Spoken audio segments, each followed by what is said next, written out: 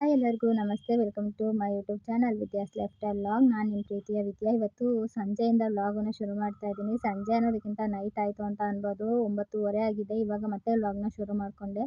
ಏನಂದರೆ last vlog ನೋಡಿರೋರಿಗೆ ಇದು ಅರ್ಥ ಆಗುತ್ತೆ. ಲಾಸ್ಟ್ ನಾನು ಚಟ್ನಿ ಪುಡಿ, ಕರ್ಬೇವಿನ ಸೊಪ್ಪಿನ ಚಟ್ನಿ ಪುಡಿ ಮಾಡಿದ್ದೆ ಅಂತ ಅನ್ನಲ್ಲ. ಅದು ಆಗ್ತಿದ್ದಂಗೆ ಈ ವ್ಲಾಗನ್ನು ಮತ್ತೆ ಶೂಟ್ ಮಾಡಿಕೊಂಡೆ. ಏನಂತ ಅಂದರೆ ನನಗೆ ಅರ್ಜೆಂಟು ಮೇಕಪ್ ಆರ್ಡ್ರ್ ಬುಕ್ ಆಗಿತ್ತು. ನಾಳೆ ಒಂದು ಸೀಮಂತ ಮೇಕ್ ಓವರ್ ಇದೆ.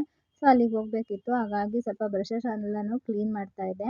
ಏನಂದರೆ ಇವಾಗ ಸ್ವಲ್ಪ ಆರ್ಡರ್ಸ್ ಇದ್ದಿದ್ದರಿಂದ ನಾನು ಲಾಸ್ಟ್ ಒಂದು 2 ಡೇಸಲ್ಲಿ ಒಂದು ವರ್ಕ್ ಮುಗಿಸ್ಕೊಂಡಿದ್ದೆ. ಒಂದು ಈವೆಂಟ್ ಇತ್ತು, ಅದ್ರದ್ದು ಮುಗಿಸಿದ್ದೆ. ಅದಾದಮೇಲೆ ಬ್ರಷು ಕ್ಲೀನ್ ಮಾಡಿರಲಿಲ್ಲ. ಸೊ ಅರ್ಜೆಂಟ್ ಬುಕ್ ಆಯ್ತಲ್ಲ, ಇವಾಗ ನಾನು ಹಾಗೆ ಬ್ರಷಸ್ನೆಲ್ಲನೂ ಕ್ಲೀನ್ ಮಾಡ್ಕೋತಾ ಇದ್ದೀನಿ. ಏನಂದರೆ ನಾನು ಒಂದು ಸಾರಿ ಒಬ್ರಿಗೆ ಯೂಸ್ ಮಾಡಿರೋದನ್ನ ನೆಕ್ಸ್ಟಿಗೆ ನಾನು ಆ ಥರ ಮಾಡೋದಕ್ಕೆ ಹೋಗಲ್ಲ. ಫುಲ್ ಎಲ್ಲ ಬ್ರಷ್ ಆಗ್ಬೋದು, ಪ್ರಾಡಕ್ಟ್ ಆಗ್ಬೋದು, ಒಂದು ವೆಟ್ ವೈಪ್ಸಿಂದ ನೀಟಾಗಿ ಎಲ್ಲ ಕ್ಲೀನ್ ಮಾಡ್ಕೊಳ್ತೀನಿ. ಅದಾದಮೇಲೆ ಬ್ರಷ್ ಕ್ಲೀನ್ ಮಾಡೋ ಲಿಕ್ವಿಡ್ ಕೂಡ ಇದೆ. ಅದರಿಂದ ಯಾವಾಗಾನ ಒಂದು ಟೈಮ್ ಹಾಕಿ ಕ್ಲೀನ್ ಮಾಡ್ಕೊತೀನಿ. ಒಂದು 3 ಟೈಮ್ ಆದಮೇಲೆ ಅದರಿಂದ ನಾನು ಡಿಪ್ ಮಾಡಿ ಕ್ಲೀನ್ ಮಾಡ್ಕೊತೀನಿ. ಇನ್ನು ಇದು ಅರ್ಜೆಂಟಾಗಿ ಬುಕ್ ಆಗಿತ್ತಲ್ವ, ನಾನು ಕನಕಪುರ ಅರವಳ್ಳಿ ಅಂದರೆ ಅರವಳ್ಳಿ ಬಿಟ್ಟು ಮುಂದೆ ಹೋಗಬೇಕಿತ್ತು, ಪುರದಡ್ಡಿ ಅಂತ. ಅಲ್ಲಿ ನನಗೆ ಮೇಕ್ ಓವರ್ ಇದ್ದಿದ್ದು. ಸೊ ಏನು ಮಾಡೋದು, ನನ್ನ ಹಸ್ಬೆಂಡ್‌ನ ಕೇಳಿದೆ. ಅವ್ರಿಗೆ ಇವತ್ತು 9 ಗಂಟೆಗೆ ಡ್ಯೂಟಿ ಇತ್ತಂತೆ. ಸರಿ, ಆರವಳ್ಳಿ ತನಕ ಬಿಟ್ಕೊಡ್ತೀನಿ ನಾನು ನಿನ್ನ, ಆಮೇಲೆ ನಾನು ಬಸ್ಸಲ್ಲಿ ಬಂದುಬಿಡ್ತೀನಿ, ನೀನು ಮುಗಿಸ್ಕೊಂಡು ಬಾ ಅಂತ ಅಂದರು. ಆಯಿತು ಅಂದ್ಕೊಂಡೆ. ನಾನು ಅಂದ್ಕೊಂಡೆ ಬಸ್ಸಲ್ಲಿ ಅಷ್ಟು ಬೇಗ ಯಾವುದು ಬಸ್ ಸಿಗಲ್ಲ ಅಂತ ಅಂದ್ಕೊಂಡೆ. ಅಂದರೆ 6:00ಗೆ ಅವರು ಅಲ್ಲಿ ಇರಬೇಕು ಅಂತ ಹೇಳಿದರು. ನಾನೊಂದು 4:30ಗೆಲ್ಲನೂ ಮನೆ ಬಿಟ್ಟಿದ್ದೀನಿ. ಯಾಕಂದರೆ ಸ್ವಲ್ಪ ನಿಧಾನಕ್ಕೆ ಹೋಗೋಣ ಅಂತ. ಸರಿ ಆಯಿತು ಅಂತ 4:30ಗೆ ನಾವಿಬ್ಬರು ಮನೆ ಬಿಟ್ವಿ. ಇನ್ನು ನನ್ನ ಹಸ್ಬೆಂಡು ಬಸ್ಸಲ್ಲೆಲ್ಲ ಬೇಡ, ಇನ್ನು ಅಲ್ಲಿಂದ ನಿನಗೆ ಆಟೋ ಸಿಗಲ್ಲ, ಮತ್ತು ಬೇರೆಯವ್ರನ್ನ ಬನ್ನಿ ಪಿಕ್ ಮಾಡಿ ಅನ್ನಬೇಕು. ಜೊತೆಗೆ ಅಲ್ಲಿಂದ ಕೂಡ ಬೇರೆಯವ್ರನ್ನ ಡ್ರಾಪ್ ಮಾಡಿ ನನ್ನ ಅರವಳ್ಳಿಗೆ ಅಂತ ಅನ್ನಬೇಕು. ಅಲ್ಲೆಲ್ಲ ಬಸ್ ಸಿಗಲ್ಲ ಹಳ್ಳಿ ಆಗಿರೋದ್ರಿಂದ. ಸೊ ಹಂಗಾಗಿ ನೀನು ಟೂ ವೀಲರೇ ಎತ್ಕೊಂಡು ಹೋಗು ಅಂದರು. ಆ್ಯಕ್ಚುಲಿ ನನಗೆ ಇಷ್ಟ ಇರಲಿಲ್ಲ, ಲಾಂಗ್ ಜರ್ನಿ ಆಗುತ್ತೆ ಅಂದೆ. ಆದರೆ ನನ್ನ ಮನೆಯವರೇ ಧೈರ್ಯ ಕೊಡ್ತಾ ಇರೋದು, ಎಲ್ಲ ಕಲ್ತಿರಬೇಕು, ಏನಾಗಲ್ಲ, ಸೈಡಲ್ಲಿ ಬಾ ಅಂತ. ಇನ್ನು ನೋಡ್ತಾ ಇರ್ಬೋದು, ಅರ್ಲಿ ಮಾರ್ನಿಂಗ್ ಇಲ್ಲಿವರೆಗೂ ಅರವಳ್ಳಿ ತನಕ ಡ್ರಾಪ್ ಮಾಡಿದ್ರು. ಇನ್ನೂ ಸ್ವಲ್ಪ ಕತ್ಲೇನೇ ಇತ್ತು. ನನಗೆ ಫುಲ್ಲು ಭಯ ಕೂಡ ಆಗ್ತಾಯಿತ್ತು. ಆಮೇಲೆ ಏನಾಗಲ್ಲ, ಧೈರ್ಯವಾಗಿ ಹೋಗಬೇಕು, ಹೆಣ್ಮಕ್ಳು ಎಲ್ಲದ್ರಲ್ಲೂ ಮುಂದೆ ಇರಬೇಕು ಅಂತ ತುಂಬ ಸಪೋರ್ಟ್ ಮಾಡ್ತಾರೆ. ಅದೊಂದು ನನಗೆ ಖುಷಿ ಆಯಿತು. ನನಗಾಗಲ್ಲ ಅಂದರೂ ಅವರೇ ಪುಷ್ ಮಾಡೋದು, ಇಲ್ಲ ಮಾಡು ಅಂತ. ಮತ್ತು ಅವ್ರು ಅಲ್ಲಿಂದ ಬಸ್ ಸ್ಟಾಪ್ವರೆಗೂ ನಡ್ಕೊಂಡು ಹೋದ್ರು, ನನ್ನ ಅಲ್ಲಿ ಡ್ರಾಪ್ ಮಾಡಿ. ನೀನು ಹೋಗು, ನಾನು ನಡ್ಕೊಂಡು ಹೋಗ್ತೀನಿ ಬಸ್ಸಲ್ಲಿ ಅಂತ. ಒಂಥರ ಖುಷಿ ಆಯಿತು. ಅವ್ರಿಗೂ ಡ್ಯೂಟಿ ಇದ್ದಿದ್ದರಿಂದ ನನ್ನ ಅರ್ಧ ದಾರಿಗೆ ಬಿಟ್ಟೋದ್ರು. ಅರ್ಧ ಅನ್ನೋದಕ್ಕಿಂತ ಆಲ್ಮೋಸ್ಟ್ ಊರ ಹತ್ರನೇ ಬಿಟ್ಟೋದ್ರು. ಇನ್ನು ಅಲ್ಲಿಂದ ನಾನು ಬಂದೆ. ಬಂದ ತಕ್ಷಣ ತುಂಬ ಚಳಿ ಆಗ್ತಾಯಿತ್ತು, ಆಯಿತಾ. ನಮಗೆ ಸಿಟಿಲಿ ಅಷ್ಟು ಸೆಕೆ ಹೆಂಗಿರುತ್ತೆ ಅಂದರೆ, ನಾನು ಅದನ್ನೇ ಇವ್ರಿಗೆ ಹೇಳ್ತಾ ಇದ್ದೆ, ಸಿಕ್ಕಾಪಟ್ಟೆ ಸೆಕೆ, ಇಲ್ಲಿ ಬರ್ತಿದ್ರೆ ತುಂಬ ಚಳಿ ಆಗ್ತಾಯಿತ್ತು ಅಂತ. ಇಲ್ಲ, ಅರ್ಲಿ ಮಾರ್ನಿಂಗ್ ನಾನು ಬಂದೆ ನೋಡಿ, ಅದಕ್ಕೋಸ್ಕರನೂ ಇರ್ಬೋದು. ತುಂಬ ಚೆನ್ನಾಗಿ ಟ್ರೀಟ್ ಮಾಡಿದ್ರು ಅಂತಲೇ ಅನ್ಬೋದು. ಬಂದ ತಕ್ಷಣ ನನಗೆ ಚಳಿಲಿ ಬಂದಿದ್ದೀರಾ ಅಂತ ಟೀ ಎಲ್ಲ ಕೊಟ್ಟರು. ಒಂಥರ ಟೀ ಕುಡಿದ್ಮೇಲೆ ಒಂಥರ ಸಮಾಧಾನ ಆಯಿತು. ಸರಿ ಆಯಿತು ಅಂತ ಅಂದ್ಬಿಟ್ಟು ಸ್ಯಾರಿ ಎಲ್ಲ ಪಿನ್ ಮಾಡಿ ಇಟ್ಕೊಂಡು ಇವ್ರಿಗೋಸ್ಕರ ವೆಯ್ಟ್ ಮಾಡ್ತಾಯಿದ್ದೆ. ಇವರು ಕೂಡ ಫ್ರೆಶ್ ಅಪ್ ಆಗಿ ಬಂದರು. ಇವರು ಜನನಿ ಅಂತ, ನನ್ನ ಕ್ಲೈಂಟು, ನನ್ನ ಒಳ್ಳೆ ಫ್ರೆಂಡ್ ಅಂತಲೂ ಅನ್ಬೋದು. ತುಂಬ ಚೆನ್ನಾಗಿ ಮಾತಾಡಿಸಿದ್ರು. ಬೇಗ ನನ್ನ ಜೊತೆ ಎಲ್ಲರೂ ಫ್ರೆಂಡ್ಲಿ ಆಗಿಬಿಡ್ತಾರೆ, ತುಂಬ ಚೆನ್ನಾಗಿ ಮಾತಾಡ್ತಾರೆ. ಸೊ ಅವ್ರಿಗೂ ಕೂಡ ಇಷ್ಟ ಆಯಿತು. ಅವರು ಕೂಡ ಮೇಕಪ್ ಕಲ್ತಿದ್ದಾರಂತೆ, ಬಟ್ ಕಂಟಿನ್ಯೂ ಮಾಡ್ತಾ ಇಲ್ಲ, ಒಳ್ಳೆ ಜಾಬ್ ಸಿಕ್ಕಿದೆ. ಸೊ ಹಾಗಾಗಿ ಇವರು ಮೇಕಪ್ ಆರ್ಟಿಸ್ಟ್ ಆಗಿರೋದ್ರಿಂದ ಅವ್ರದ್ದು ಸ್ಕಿನ್ ಪ್ರಾಬ್ಲಮ್ ಇತ್ತು. ಏನಂದರೆ ಪ್ರೆಗ್ನೆನ್ಸಿಲಿ ಅವರು ಟ್ಯಾಬ್ಲೆಟ್ಸ್ ಎಲ್ಲ ತಗೊಳ್ತಾರಲ್ಲ, ಸೈಡ್ ಎಫೆಕ್ಟ್ ಥರ ಏನೋ ಆಗಿ ಅದು ಸ್ಕಿನ್ ಅಲರ್ಜಿ ಆಗಿದೆ ಅಕ್ಕ ಅಂತ ಹೇಳ್ತಾಯಿದ್ರು. ಸೊ ಗೊತ್ತಿಲ್ಲ, ಒಬ್ಬೊಬ್ರಿಗೆ ಆಗುತ್ತೋ ಏನೋ ಈ ಥರ. ಅದೇ ಅಂತ ಇದೆ. ಅಂದರೆ ಮೊದಲಿದ್ದು ಒಂದು ಫೋಟೋ ತೋರಿಸಿದ್ರು, ಅದಕ್ಕೂ ಇದಕ್ಕೂ ನೋಡಿದ್ರೆ ತುಂಬಾ ಇದಾದಂಗೆ ಆಗಿಬಿಟ್ಟಿತ್ತು ಸ್ಕಿನ್ನು. ಇನ್ನು ಅವರ ರಿಕ್ವೈರ್ಮೆಂಟ್ ಅಷ್ಟೇ ಇದ್ದಿದ್ದು. ಅದು ಮಾರ್ಕೆಲ್ಲನೂ ಫುಲ್ಲು ಕವರ್ ಮಾಡಿ ನ್ಯಾಚುರಲ್ ಲುಕ್ ಕೊಡಿ ನನಗೆ ಅಂತ ಅಷ್ಟೇ ಹೇಳಿದರು. ಸರಿ, ಅದರಂತೆಯೇ ನಾನು ಮೇಕಪ್ನ ಸ್ಟಾರ್ಟ್ ಮಾಡಿಕೊಂಡೆ. ಇನ್ನು ಫುಲ್ ಮೇಕಪ್ಪು ಎಷ್ಟೆಲ್ಲ ಆದಮೇಲೆ ಸ್ಯಾರಿನ ಉಡ್ಸೋಣ ಅಂದ್ಕೊಂಡೆ. ಏನು ಗೊತ್ತಾ, ಇಲ್ಲಿ ಸ್ವಲ್ಪ ಟೈಮ್ ತೊಗೊಂಡೆ ನಾನು. ಇವರು ಕೂಡ ತುಂಬ ಪ್ರೆಗ್ನೆಂಟ್ ಆಗಿದ್ರಾ, ಮತ್ತು ಅವ್ರಿಗೆ ಕಂಫರ್ಟಬಲ್ ಆಗಿ ನಾನು ಮಾಡಬೇಕಾಗಿತ್ತು. ಸೊ ಅದನ್ನು ನಾನು ಫಸ್ಟೇ ಹೇಳಿದ್ದೆ, ನಿಮಗೇನಾದರೂ ರೆಸ್ಟ್ ಮಾಡಬೇಕು, ಇಲ್ಲ ಒಂದೇ ಕಡೆ ಕೂತು ಏನಾದರೂ ಪೇಯ್ನ್ ಆಗ್ತಾಯಿದೆ ಅಂದರೆ ನನಗೆ ಹೇಳಿ, ನಾನು ನಿಧಾನಕ್ಕೆ ಮಾಡಿಕೊಡ್ತೀನಿ ಅಂತ.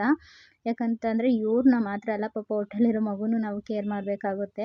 ಅದು ಒಂದೇ ಕಡೆ ಕೂತ್ಕೊಳ್ಳೋದಕ್ಕಾಗಲ್ಲ. ಯಾಕಂದರೆ ನನಗೂ 2 ಮಕ್ಳು ಇರೋದ್ರಿಂದ ತುಂಬ ಹೊತ್ತು ಹಂಗೆ ಕೂರೋಕ್ಕಾಗಲ್ಲ, ಪೇಯ್ನ್ ಆಗ್ತಾ ಇರುತ್ತೆ. ಹೆಣ್ಮಕ್ಳಿಗೆ ಎಲ್ಲರಿಗೂ ಗೊತ್ತಿರುತ್ತೆ. ಸೊ ಹಂಗಾಗಿ ಆ ಥರ ಹೇಳಿದ್ದೆ. ಅದಾದಮೇಲೆ ಪಾಪ ಅವರು ನನಗೆ ಲೇಟ್ ಆಗುತ್ತೆ ಅಂತಲೂ ಕೂಡ ಅಂದ್ಕೊಂಡು ಏನೂ ಜಾಸ್ತಿ ಇದು ಮಾಡಿಲ್ಲ. ತುಂಬ ಹೊತ್ತು ಕೂತ್ಕೊಂಡು ನನಗೆ ಒಳ್ಳೆ ರೀತಿಯಾಗಿಯೇ ಮೇಕಪ್ ಮಾಡಿಸ್ಕೊಂಡ್ರು ಅಂತಲೇ ಅನ್ಬೋದು. ಅವ್ರು ಹೇಗೆ ಕೇಳಿದ್ರೋ ಹಾಗೆ ಮೇಕಪ್ ಕೂಡ ಬಂದಿತ್ತು. ಏನು ಗೊತ್ತಾ, ನಿಮ್ಗೆ ಇಲ್ಲಿ ವಿಡಿಯೋ ನಾನು ಯಾವುದೇ ಥರ ಫಿಲ್ಟರ್ ಹಾಕಲ್ಲ. ಯಾವ ವಿಡಿಯೋಗೂ ಅಷ್ಟೇ ಯಾವುದೇ ಥರ ಫಿಲ್ಟರ್ ಹಾಕಲ್ಲ. ಎಡಿಟಿಂಗ್ ಕೂಡ ಆ ಥರ ಎಲ್ಲ ಮಾಡಲ್ಲ. ನ್ಯಾಚುರಲಾಗಿ ಹೇಗೆ ನಾನು ಶೂಟ್ ಮಾಡಿರ್ತೀನಿ ಅದೇ ರೀತಿಯೇ ನಾನು ಅಪ್ಲೋಡ್ ಮಾಡೋ ಅಂಥದ್ದು. ಮತ್ತು ನಂದೇನು ಐಫೋನ್ ಏನಲ್ಲ, ನಾರ್ಮಲ್ ಫೋನೇ ಆಗಿರೋದ್ರಿಂದ ನಿಮ್ಗೇನು ಅನಿಸುತ್ತೆ, ಮೇಕಪ್ ಜಾಸ್ತಿ ಅನಿಸುತ್ತೆ. ಯಾಕಂದರೆ ಮೇಕಪ್ಪು ಸೆಟ್ ಆಗಬೇಕು ಅವ್ರ ಸ್ಕಿನ್ ಟೋನ್ಗೆ. ಸೊ ಹಂಗಾಗಿ ಸ್ವಲ್ಪ ಮಾಡಿದಾಗ ಹೆವಿ ಅನಿಸುತ್ತೆ. ಅದಾದಮೇಲೆ ಅವ್ರು ಸೆಟ್ ಆದಮೇಲೆ ತುಂಬ ಚೆನ್ನಾಗಿ ಕಾಣುತ್ತೆ. ಇವಾಗ ನೋಡ್ತಾ ಇರ್ಬೋದು ನೆಕ್ಕಿಗೂ ಫೇಸ್ಗೂ ಎಷ್ಟು ಡಿಫ್ರೆನ್ಸ್ ಕಾಣಿಸ್ತಾ ಇದೆ ಅಂತ. ಹಾಗೆ ಮೇಕಪ್ ಕೂಡ ತುಂಬ ಚೆನ್ನಾಗಿ ಬಂದಿತ್ತು. ಇನ್ನು ಆಮೇಲೆ ನೆಕ್ಕು ಕೂಡ ಕವರ್ ಮಾಡಿಕೊಟ್ಟೆ. ಅವ್ರಿಗೆ ತುಂಬ ಇಷ್ಟ ಆಯಿತು. ನನಗೂ ಕೂಡ ತುಂಬ ಖುಷಿ ಆಯಿತು. ಇನ್ನು ಇದನ್ನು ಬಂದುಬಿಟ್ಟು ನನಗೆ ನನ್ನ ತಮ್ಮನೆಂತಿ ಆರ್ಡರ್ ಕೊಡಿಸಿದ್ದು. ತುಂಬ ಆರ್ಡರ್ ಕೊಡಿಸಿದ್ದಾರೆ. ಯಾಕಂತ ಅಂದರೆ ನನ್ನ ಜೊತೆ ನನಗೆ ಸುಮಾರು ನನ್ನಿಂದ ಅನುಕೂಲ ಪಡ್ಕೊಳ್ಳೋರೆ ಹೊರ್ತಿಗೆ ನನಗೆ ಹೆಲ್ಪ್ ಮಾಡೋ ಅಂಥವ್ರು ಯಾರೂ ಇಲ್ಲ. ಯಾವುದೇ ಥರ ನಿರೀಕ್ಷೆ ನನ್ನಿಂದ ಇಟ್ಕೊಳ್ದಿರ ನನಗೆ ಹೆಲ್ಪ್ ಮಾಡಿರೋ ಅಂಥದ್ದು ನಿಸ್ವಾರ್ಥ ಮನಸ್ಸು ಅಂತ ಅನ್ಬೋದು. ನಾನು ಯಾವತ್ತೂ ಟ್ಯಾಂಕ್ಸ್ ಹೇಳಲಿಲ್ಲ. ವಿಡಿಯೋ ಮುಖಾಂತರ ಟ್ಯಾಂಕ್ಸ್ ಹೇಳ್ತಾ ಇದ್ದೀನಿ. ಏನು ಗೊತ್ತಾ, ನಂಗೆ ತುಂಬ ಖುಷಿ ಆಯಿತು. ಬರೀ ಆರ್ಡರ್ ಇಟ್ಕೊಟ್ರು ಅಂತ ಅಲ್ಲ, ಅಯ್ಯೋ ಅವ್ರು ಬೆಳೆಯೋಕ್ಕೆ ನಾನು ಯಾಕೆ ಇಟ್ಕೊಡ್ಬೇಕು ಅಂತ ಹೇಳೋದೇ ಇಲ್ಲ. ಸುಮಾರು ಜನ ನನ್ನ ಜೊತೆಗಿರೋರೇ, ಅಂದರೆ ಈಗ ನನ್ನ ಫ್ಯಾಮಿಲಿಲೇ ಬೇರೆಯವ್ರು ಆಗಿರ್ಬೋದು, ಹೇಳಲ್ಲ ಈ ಥರ ಮಾಡ್ತಾರೆ ಅಂತ. ಬಟ್ ಇವರು ಸುಮಾರು ಆರ್ಡರ್ಗಳ್ನೆಲ್ಲ ಹಿಡ್ಕೊಟ್ರು. ಮತ್ತು ಇವ್ರಿಗೂ ಮೇಕಪ್ ಮಾಡಿಕೊಟ್ಟಿದ್ದೀನಿ ನನ್ನ ತಮ್ಮ ಹೆಂಡ್ತಿ ಕೂಡ. ಸೊ ಅವಳು ಯಾವತ್ತೂ ನನಗೆ ಬಾರ್ಗಿಂಗ್ ಮಾಡಿಲ್ಲ. ನಾನು ಏನು ಅಮೌಂಟ್ ಹೇಳಿದ್ದೀನಿ ಅದೇ ಕೊಟ್ಟು ಮಾಡಿಸ್ಕೊಂಡಿದ್ದಾರೆ. ಯಾಕಂದರೆ ನಾನು ಆರ್ಡರ್ ಇಟ್ಕೊಟ್ಟಿದ್ದೀನಿ, ನನಗೆ ಫ್ರೀಯಾಗಿ ಮಾಡು ಅಂತ ಇದುವರೆಗೂ ಕೇಳಿಲ್ಲ. ಇದು ಯಾಕಂದರೆ ನನ್ನ ಕಮಿಟ್ಮೆಂಟ್ ಆಗ್ಬೋದು, ಇಲ್ಲ ನಾನು ಮಕ್ಳನ್ನ ಹಿಡ್ಕೊಂಡು ಇಷ್ಟು ಕಷ್ಟಪಡ್ತೀನಿ, ಅದ್ರ ವ್ಯಾಲ್ಯೂ ಅವ್ರಿಗೆ ಗೊತ್ತಿರೋದ್ರಿಂದ ಯಾವತ್ತೂ ಆ ಥರ ಮಾಡಿಲ್ಲ. ನಾನು ಏನು ಅಮೌಂಟ್ ಹೇಳಿದ್ದೀನಿ ಪಾಪ ಅದನ್ನೇ ಕೊಟ್ಟು ಮಾಡಿಸ್ಕೊಂಡಿದ್ದಾರೆ. ಖುಷಿ ಆಯಿತು ಈ ಥರ ಆರ್ಡರ್ ಇಟ್ಕೊಟ್ಟಿದ್ದು. Thank you so much Rakshita. Next ಇದೇ ಥರ ಆರ್ಡರ್ಗಳು ಯಾವುದನ್ನ ಇದ್ದರೆ ಹೇಳಾಯ್ತಾ. ಸೊ ಅಲ್ಲಿಂದ ಬಂದೆ. ಇನ್ನು ನೆಕ್ಸ್ಟ್ ಡೇ ನನಗೆ ಒಂದು ಸ್ಯಾರಿ ಪ್ರೀ ಪ್ಲೇಟಿಂಗ್ ಇತ್ತು. ಅದನ್ನು ಕೂಡ ಮುಗಿಸ್ಕೊಡ್ತಾ ಇದ್ದೀನಿ. ಎಲ್ಲ ವೀಡಿಯೋ ಮಾಡೋದಕ್ಕೆ ಹೋಗಲ್ಲ. ಯಾಕೆ ಗೊತ್ತಾ, ನನಗೆ ಟೇಬಲ್ ಇಲ್ವಲ್ಲ, ಈ ಥರ ಒಂದು ಮ್ಯಾಟ್ ಇದೆಲ್ಲ ಹಾಕ್ಕೊಂಡು ಮಾಡ್ತೀನಲ್ವ. ಸೊ ವೀಡಿಯೋ ಮಾಡೋದು ಅಷ್ಟು ಚೆನ್ನಾಗಿರಲ್ಲ ಅಂತ ಮಾಡೋಕ್ಕೋಗಲ್ಲ. ಬಟ್ ಯಾವಾಗಾನ ಒಂದೊಂದು ಟೈಮು ವೀಡಿಯೋ ಶೂಟ್ ಮಾಡ್ಕೊತೀನಿ ಅಷ್ಟೇ. ಇನ್ನು ಈ ಸ್ಯಾರಿನ ಕೂಡ ಅಷ್ಟೇ ನೀಟಾಗಿ ಫೋಲ್ಡ್ ಮಾಡಿಕೊಟ್ಟೆ.